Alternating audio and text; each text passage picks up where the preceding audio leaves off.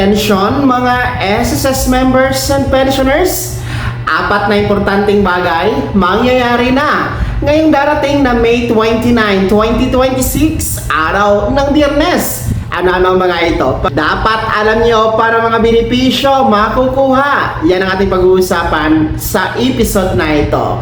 Kumusta mga ka-vlogs? Welcome ha sa panibagong talakayan dito sa ating YouTube channel at sa ating Facebook page. Well, ito para sa ating mga miyembro at pensyonado ng SSS sapagkat ngayong darating na May 29, 2026, meron po tayong apat na importanteng bagay na mangyayari. Well, isa-isahin natin no para maintindihan nyo. Well, ito po ay bahagi no ng talakayan sa gaganapin na 5th episode ng SSSE SSS Kuala webinar. Yes mga vlogs, nasa 5th episode na po tayo no sa SSS Kuala webinar kung saan ay libreng webinar ito no para sa lahat ng mga miyembro at pensyonado. And gaganapin nga ito ngayong May 29. At meron po tayong apat na topiko na mapag-uusapan during that 5th episode ng SSS Kuala webinar. So ano nga ba ang apat na importanteng bagay na ito na mapag-uusapan at makukuha ngayong May 29? Una po ay ang salary loan. Yes, isa yan sa pag-uusapan kung ano po ang mga updated na polisiya no dito sa salary loan ni SSS.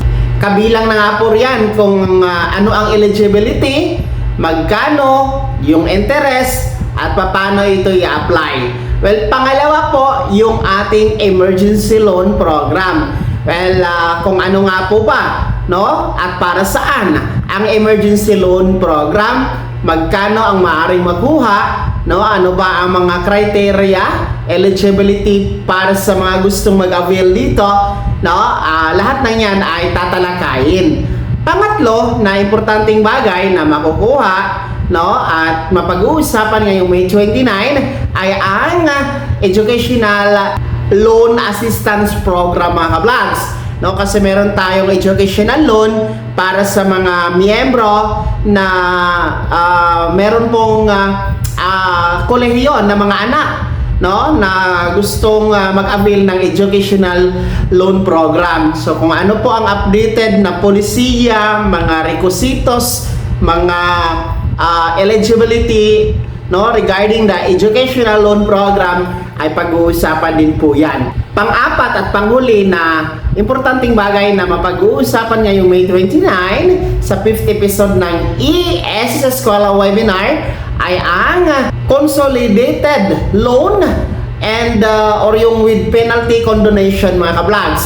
So ito yung tinatawag natin na conso loan program no para sa mga meron pong mga past due o hindi na nabayaran na SSS loan benefit kay SSS. Well, para sa inyo ito dahil ang conso loan ay nakadesenyo talaga para sa mga hindi na nakapagbayad ng SSS loan para po matulungan kayo na mabayaran no ang inyong mga past due sa magaan na pamamaraan and wala nang penalty. Tapos ang kagandahan dyan is maari ka pang mag-renew kasi mababalik po ang good standing status sa pag-avail ng SSS loan. So yan yung condonation loan program. So yan po ang apat na importanteng bagay na mangyayari at mapag-uusapan ngayong darating na May 29. Para po sa mga gustong sumali, libre lamang ito na webinar, walang bayad. No? Online po ito, no? Para sa mga gustong sumali, scan nyo po ang QR code na nasa screen ninyo para po kayo ay malista no sa online registration. Tandaan talaga na libre ito, walang bayad. So open ito sa lahat na gustong sumali at matuto mga ka-vlogs. Yan nga po ay magsisimula alas 8:30 ng umaga hanggang alas 12 ng tanghali ngayong Mayo 29, 2026. So ulitin ko, online lamang ito kaya kahit nasa abroad ka, nasa bahay, nasa trabaho, nasa negosyo, well, you can join kasi nga online lamang ito sa pamamagitan ng Microsoft team up mga ka-vlogs. So join na po kayo ha.